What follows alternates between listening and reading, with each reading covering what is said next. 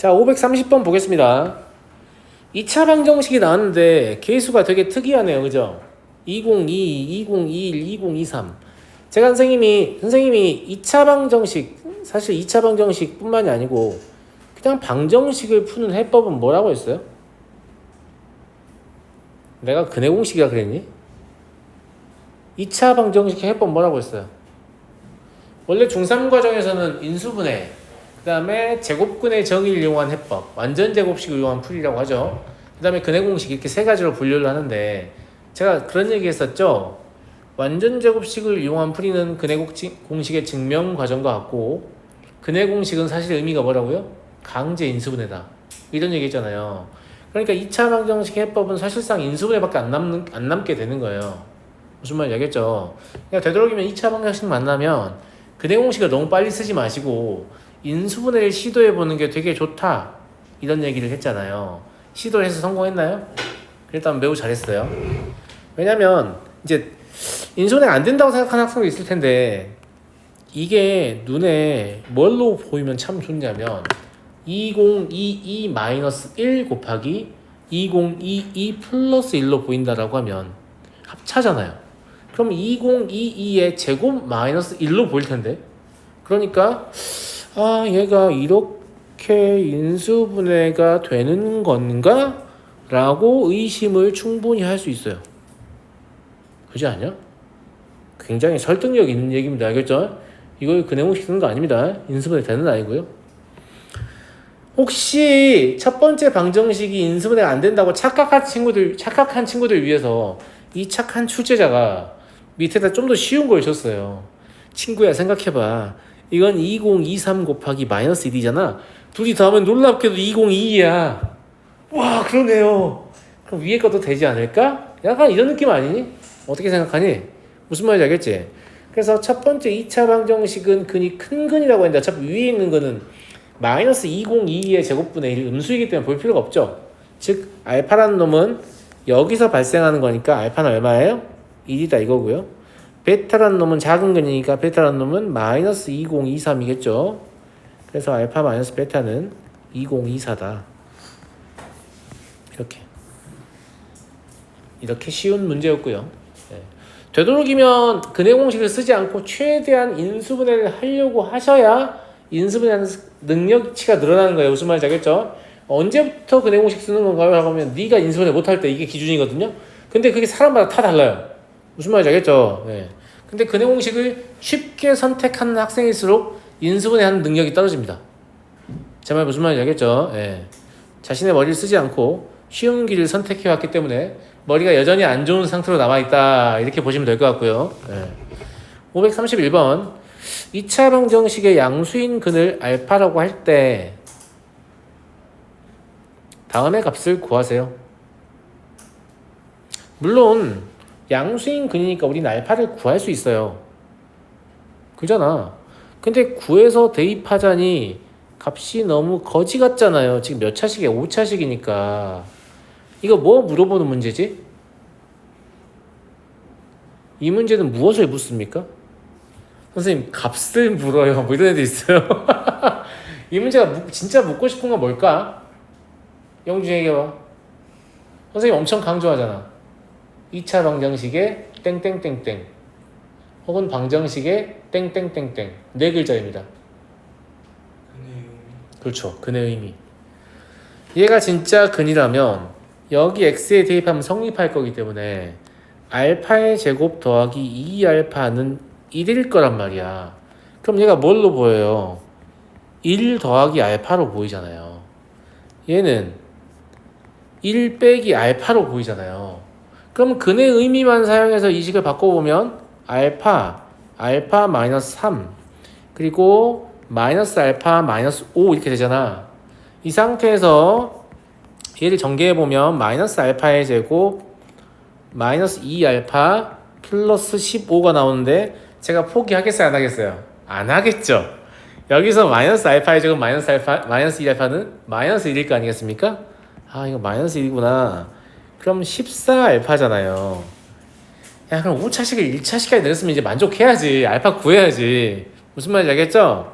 자, 근해공식에 따르면 알파는 뭐예요? 양수인근이니까 마이너스 1 플러스 루트 2냐? 맞아요? 그러니까 14 곱하기 마이너스 1 플러스 루트 2다. 그러면 마이너스 14 플러스 14 루트 2 이런 식으로 답은 표기되어 있겠죠. 종혁아, 쌤 감동했어.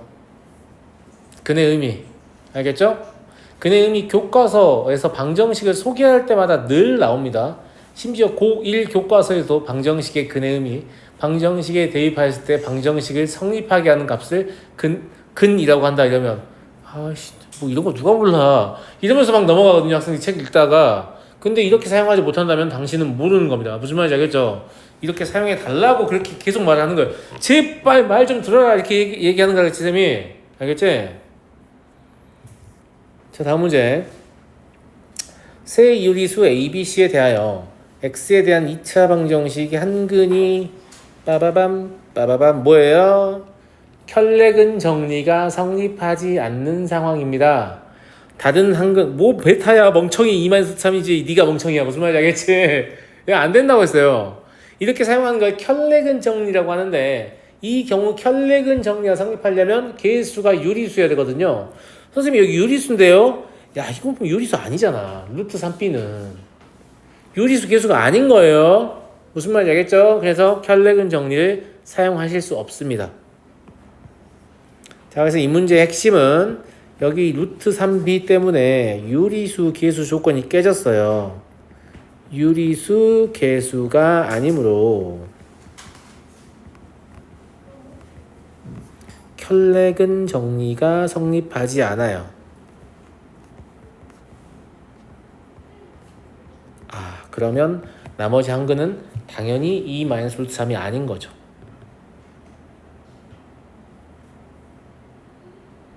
이해하시겠나요, 여러분? 야, 그러면 쓸 수 있는 게 없는데, 선생님? 이라고 생각하잖아. 아니에요. 아까 위에서 우리가 뭘 배웠죠? 방정식의 근의 의미를 배웠잖아요. 방정식의 근의 의미를 알고 있으니까 2 플러스 루트 3을 x에 대입하면 성립할 거 아니에요. 근데 선생님 저거 대입해봐. ABC 어떻게 다 구해요? ABC의 유리수 조건은 그것 때문에 준 겁니다. 여기도 루트 3이 있고 여기도 루트 3이 있고 루트 3을 제외한 다른 무리수 나오지 않았죠.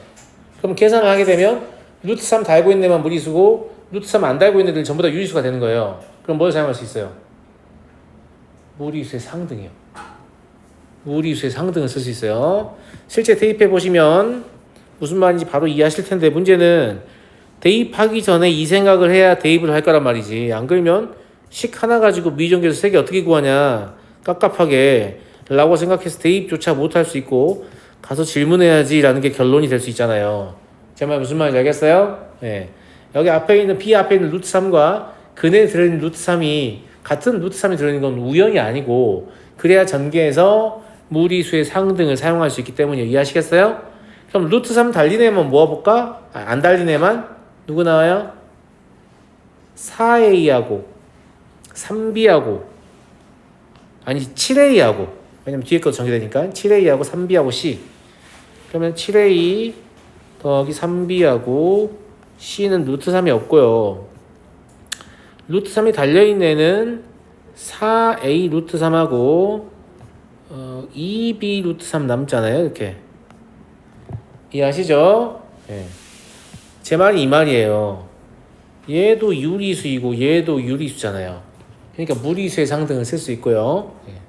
그러면 B는 마이너스 2A라는 사실을 알 수 있고 저기 B에다가 마이너스 2A 집어넣으면 A 더하기 C가 0이니까 C는 마이너스 A라는 사실을 알 수 있어요. 그리고 방정식의 근을 구하려면 미정계수 3개를 다 확정할 필요 없어요. 왜냐면 근이 같은 방정식 무한계 있는 거 아시죠?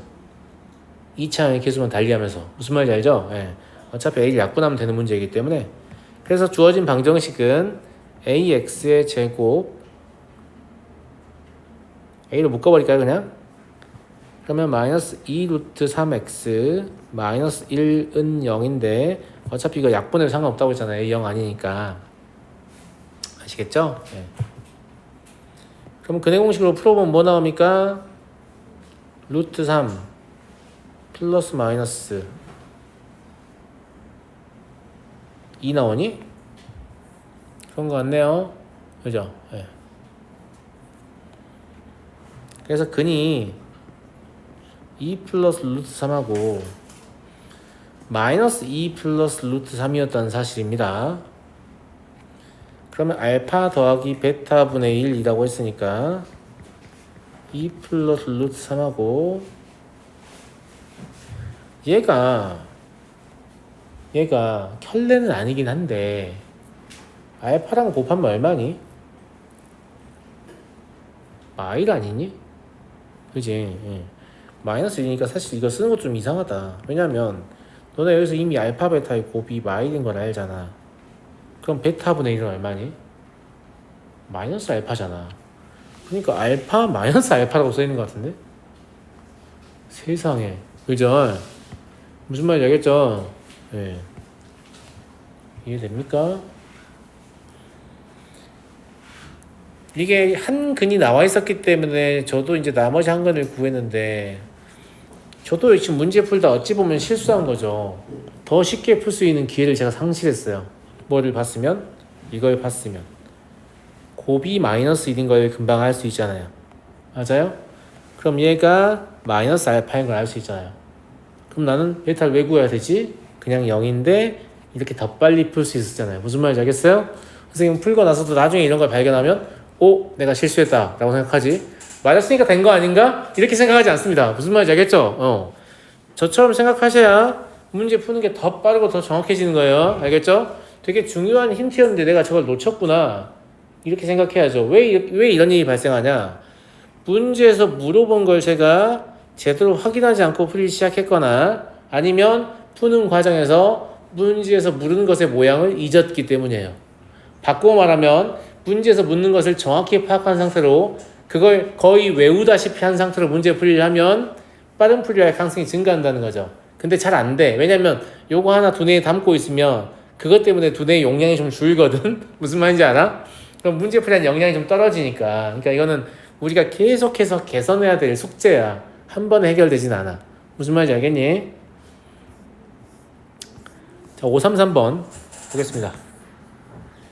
2차 방정식 x제곱 플러스 x 플러스 1은 0의 한 근을 z라고 할 때 다음에 값이 양의 실수가 되고 싶어요.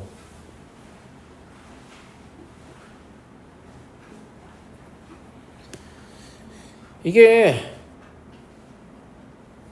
왜 계속 똑같은 거만 물어보는 거야? 근의 의미를 또 물어보는데요? 볼래요? z의 제곱 더하기 z 더하기 1은 0이죠.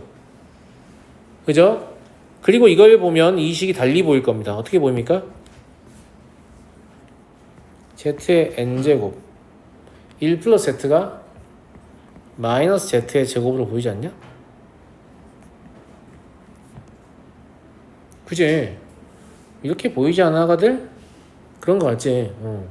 그럼 얘를 z의 2n제곱이니까 z의 n제곱, z의 4n제곱 이렇게 되잖아. 2n제곱이면 부호 안 바뀔 거니까. 그죠? 예. 네. 그러면 z의 5제곱에 n제곱 되는 거 아니야. 그치? 그런데 이것도 이 식도 우리가 외우고 있잖아요. 어디서 나오는 거예요? 여기서 나오는 거죠?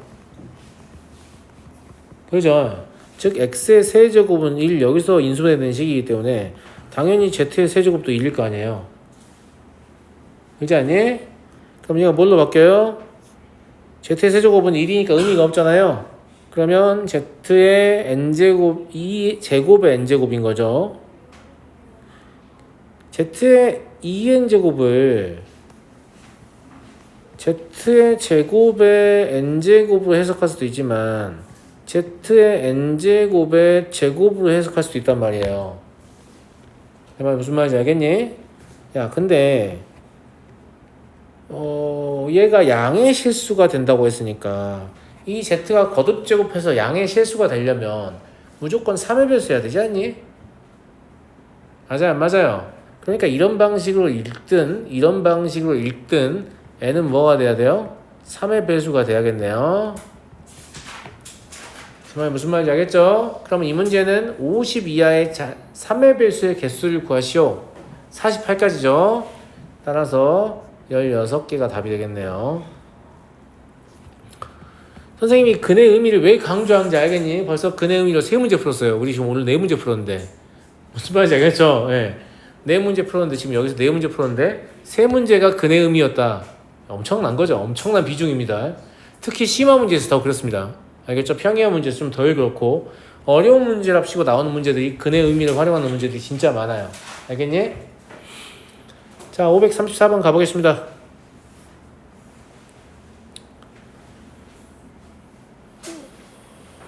그래요.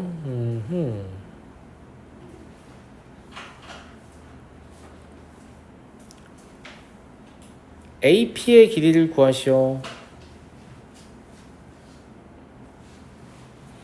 일단 그 문제 못 푸는 놈들의 특징을 내가 보여줄게. 알겠지? AP의 길이를 구하라 했으니까 여기 뭐 이렇게 X 잡을 거 아니야. 길이 똑같으니까. 그러지 않냐, 아가들? 그 다음에 사각형 APOS와 OQCR의 넓이를 이제 물어보니까 여기 이 부분의 면적하고 여기 이 부분의 면적이 필요하잖아요. 맞아요? 예. 그러니까 여기 Y인가? 이지라고 있는데 눈 안 보이냐? 눈이 안 보이는 거야?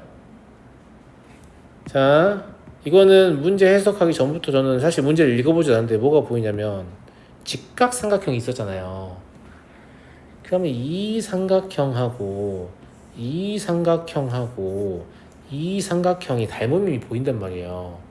그럼 얘가 4대2, 즉 밑변 높이비가 2대1이잖아요. 그러니까 이걸 보자마자 여기 x면 여기 너는 2x야. 이렇게 써야 맞지 않냐, 아가들아? 어떻게 생각하니? 그런 거 같죠? 예. 근데 그러면 여기 얼마가 되는 거예요? 4-2x가 되는 거예요? 맞아요, 맞아요. 여기는 2-x가 되겠죠. 되잖아. 예. 근데 이것도 이것도 마찬가지예요. 이거 2배 하면 이거 되지 않냐? 셋 다 닮으면으니까 어쩔 수 없는 거라니까. 무슨 말인지 알겠죠? 그러니까 y 함부로 잡지 마시고 닮은 비해서 이게 바로 보이는데 이것도 바로 못 보면 안 된다는 거죠. 안 되고 나머지는 넓이 합이 3이다니까 되게 쉬워요. 자, 넓이 합은 여기랑 여기인 거니까 x 곱하기 4-2x 그리고 2-x 곱하기 2x의 합이 3이다. 이런 얘기인 거죠. 2차 방정식이니까 정리해 보시면 얼마 나오니? 4x의 제곱 1차는 4x 8x 마이너스 8x 상수함은 3인가? 이렇게 되는 친구들 맞는 거 같냐, 아가들? 그잖아. 네. 그러면 2, 3, 1 이렇게 하시면 될 거니까 x는 2분의 1하고 2분의 3 두 개가 나오잖아. 그지? 근데 2분의 3 없으니까 2분의 1 하지 마시고 이걸 고를 수 있는 조건을 줬어요.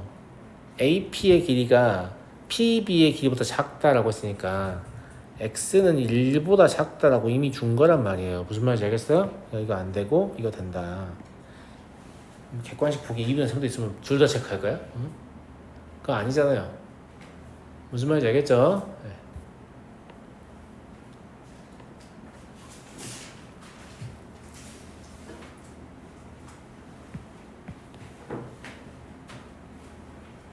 자, 좀 더 풀어볼게요. 535번. 2차 방정식이 중근을 갖도록 하는 자연수 AB. 딱 여기까지 읽어봐. 깨달음이 왔어요? 안 왔어요? 중근 조건이면 판별식밖에 없는데 자연수 AB잖아. 식 하나 가지고 노가다 뛰라는 말이구나. 바로 와야 된다니까. 무슨 말인지 알겠죠? 아니 식이 여러 개 있으면 자연수 조건을 줄 리가 없잖아요. 아 그래. 4분의 D는 A제곱 마이너스 10A 플러스 2B인데 이놈이 0이구나. 자연수라는 사실을 이용해서 적당히 숫자 집어넣어서 맞춰야 될 거 아니야. 그러니까 얘를 이렇게 완전 제곱식으로 쓰는 게 편하겠지. 상대적으로. 얘는 이쪽으로 넘겨버리고. 엄마 이제 알겠니? 그럼 좌변은 정수의 제곱일 거 아니야. 그지? 그럼 우변도 정수가 돼야겠죠. 맞아요? 이걸 만족하는 것들 찾으면 된다. 이런 얘기고. 다만 완전제곱식 만들었으니까 실수의 제곱은 반드시 0보다 크게 났잖아요. 그러니까 여기도 0보다 크게 나타나야 될 거라서 우리는 b를 무한정 넣지 않아도 됩니다. 언제까지 넣을 수 있죠? 12까지 넣을 수 있죠. b를 1부터 12까지 넣어볼 수 있는 거야. 무슨 말인지 알겠지? 근데 이것도 b 1부터 12까지 넣어가면서 a 다 찾지 말고 문제를 푸는 목적이 뭐냐면 a 더하기 b의 값 중 가장 큰 값을 구하는 거거든. 그러니까 일단 정 안 되면 b의 1부터 12까지 넣어서 문제 풀면 될 거 아니야. 다 a 더하기 b 구해보면 될 거 아니야. 그건 정 안 되면 하면 되고 그거 안 하고 어떻게 안 되나? 약간 이런 생각을 해보고 싶다는 얘기지. 무슨 말인지 알겠죠? 예. 근데 그러려면 b의 값은 일단 커야 되잖아요. a 더하기 b니까 a도 클수록 좋고 b도 클수록 좋잖아요. 그죠? 근데 a가 커지면 b가 작아지는 구조입니다. 왜냐면 a가 커지면 그러니까 이게 a가 1, 2, 3, 4일 때 좀 다르고요. 예. 5에서 이제 거리가 좀 더 멀어졌을 때 좀 달라요. 제 생각에 한 8 이 정도가 기준이 될 것 같은데 거기 넘어가면 이제 얘가 계속해서 커지기 때문에 b가 줄어드는 구조가 되거든요. 그래서 이게 최대의 조건을 찾기가 약간 좀 애매하긴 하네요. 애매하긴 하지만 그래도 a가 적당히 커야 되니까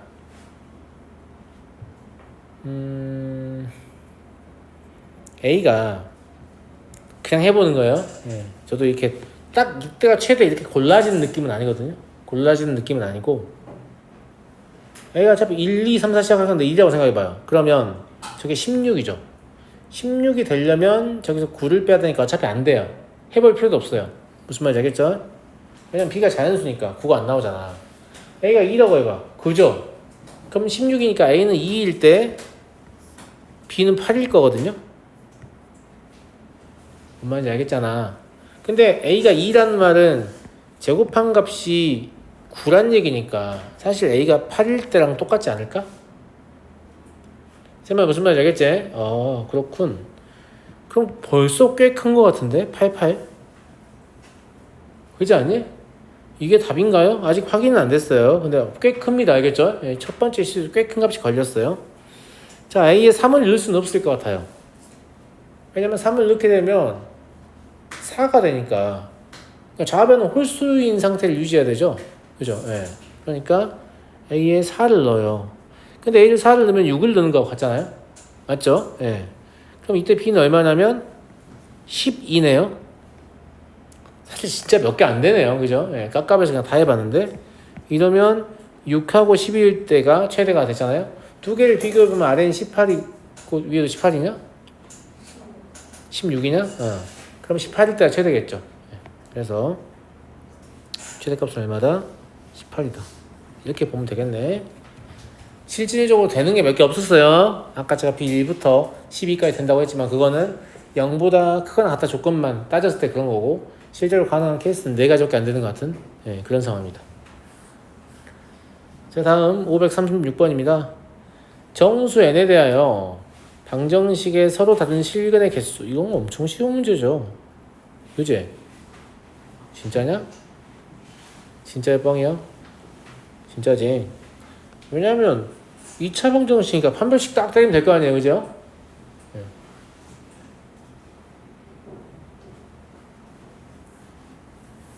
마음에 드는 답변이 안 나오는데 2차 방정식이니까 판별식 딱 때리면 될 거 아니에요. 그죠? 선생님 n이 1이면 2차 방정식이 아니에요. 정신 차리세요. 그래야지. 왜 안 하냐고. 여기 2 있으면 2차 방정식이야? 야, 봐라. 1 들었나 안 들었나? 봐봐. 출제한 놈들이 니네 눈탱이 깔라고 이렇게 트랩을 설치하는데 2차 방정식이군. 이지랄 하고 있는데 점수가 어떻게 나오겠어. 딱 여기를 보자마자 이 새끼 일 가지고 함정 팔 것 같은데? 그럴 줄 알았어 이 새끼야. 이렇게 이런 느낌이 들어간단 말이야. 알았니? 그래서 n이 1이잖아요? 그럼 저거 뭐가 되는 거야? 1차 방정식이잖아요. 그죠? 1차 방정식이니까 F1은 무조건 1이에요. 1차 방정식은 반드시 한 개의 실근을 갖습니다. 선생님이 안 가질 수도 있잖아요. 그럼 무슨 말이냐면 기울기가 있는 직선이 직선하고 아니 x축하고 안 만날 수도 있잖아. 이 소리하고 똑같은 거예요. 완전 멍멍이 소리인 거예요. 무슨 말인지 알겠죠? 1차 방정식은 반드시 한 개의 근을 가져요. 네. 그래서 얘의 값은 1로 이미 정해져 있는 거예요. 아시겠죠? 그 다음에 n이 1이 아닐 때만 저게 2차 방정식이 돼서 판별식을 볼 가치가 있는 거죠.